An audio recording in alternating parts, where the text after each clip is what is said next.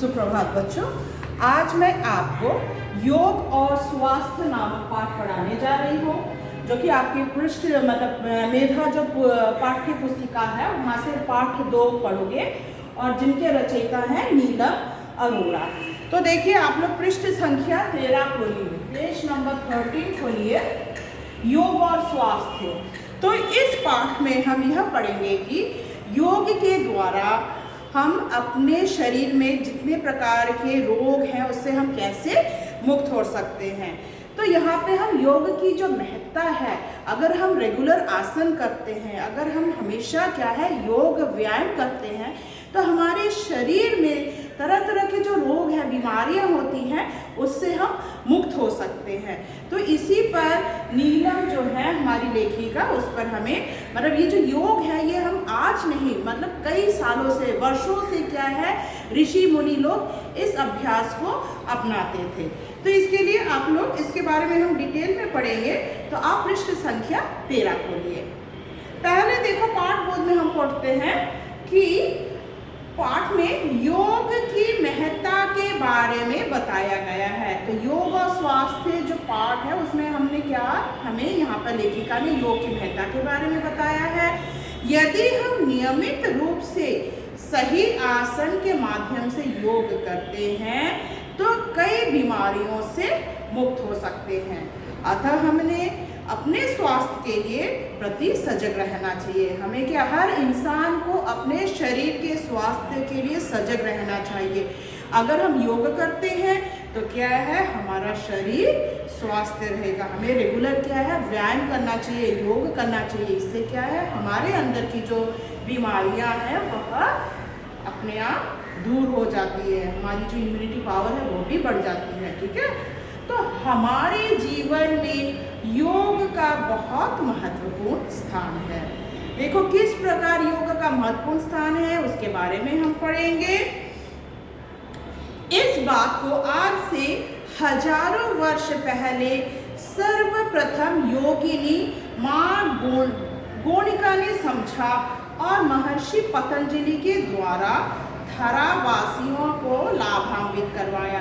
तो यहाँ पे देखो योगिनी माँ, इसको अंडरलाइन कर लेना अपनी किताब में। योगिनी माँ गौणिका, ठीक है। इन्होंने, और पतंजलि का तो नाम आपने सुना ही होगा, महर्षि पतंजलि।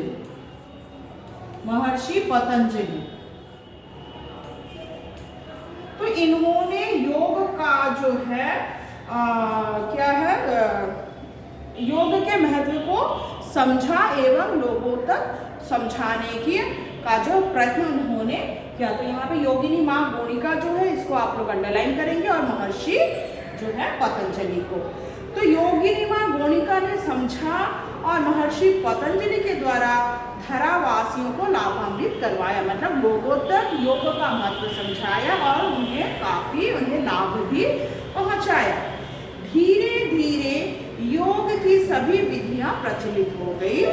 आज संपूर्ण विश्व में योग के द्वारा असंख्य प्राणी स्वयं को लाभान्वित कर रहे हैं। देखो इनके द्वारा इन्होंने योग को समझा और पूरे विश्व में जो है धीरे धीरे योग के बारे में प्रचलन फैला। आज जो है देखो विश्व में असंख्य लोग जो है योगा करते हैं और उससे वे लाभ भी पाते हैं, और यह प्रचलित भी हो गई है, लाभान्वित होने लगे हैं। सभी लोग योग के माध्यम से, काफी शिविर भी है जहाँ पर योगा करवाया जाता है और लोग जो है इससे लाभान्वित भी हो रहे हैं। नेक्स्ट पैराग्राफ देखो। यह एक स्वास्थ्य वर्धक साधन है जिसको अपनाकर मनुष्य आजीवन रोग मुक्त रह सकता है। तो योग के द्वारा मनुष्य सारा जीवन वे लोग रोग मुक्त रह सकते हैं। कोई निरोगी रहेंगे अगर वे रेगुलर योगा करते हैं, तो कोई भी रोग से वे मुक्त रह सकते हैं। हमारे जो ऋषि मुनियों की आयु, पहले हम सुनते हैं ना कि ऋषि मुनि लोग इतने दीर्घजीवी हुआ करते थे। क्यों? क्योंकि योगा के माध्यम से, योग के द्वारा क्या करते थे, वे अपने स्वास्थ्य को एकदम शरीर को स्वस्थ रखते थे। हमारे जो ऋषि मुनि की आयु और सेहत का रखवाला हमेशा से योग ही रहा है। तो ये अपना शरीर किस प्रकार सेहत को स्वस्थ रखते थे?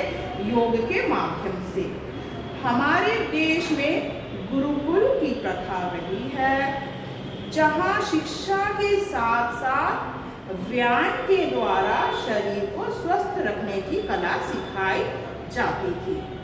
तो पहले क्या है, हम लोग जो गुरुकुल में क्या जो शिक्षा पद्धति थी, तो वहाँ पर बच्चों को जो है मतलब जो लोग शिष्य हुआ करते थे उन्हें व्यायाम सिखाया जाता था, जिससे क्या है उनका शरीर स्वस्थ रखे। तो ये जो कला है और किसकी कला? व्यायाम की।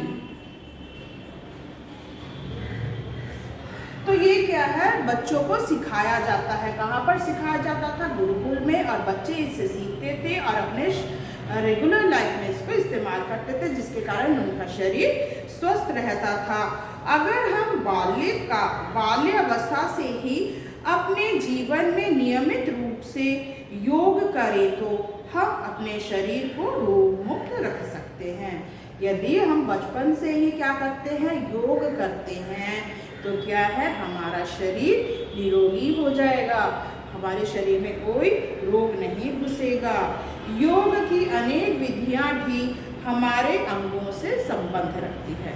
जैसे हाथ के लिए देखो, तरह तरह के योग होते हैं। हर एक शरीर का जो अंग है ना, हर एक अंग का अलग अलग योग होता है।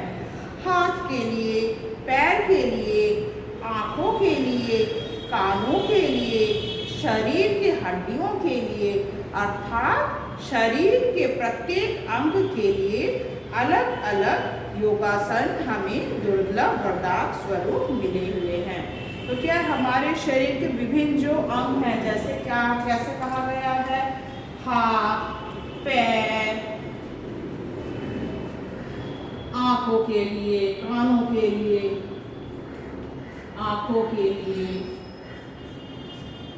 कानों के लिए। तो इसको आप लोग अंडरलाइन कर लीजिए। कानों के लिए, शरीर के हड्डियों के लिए,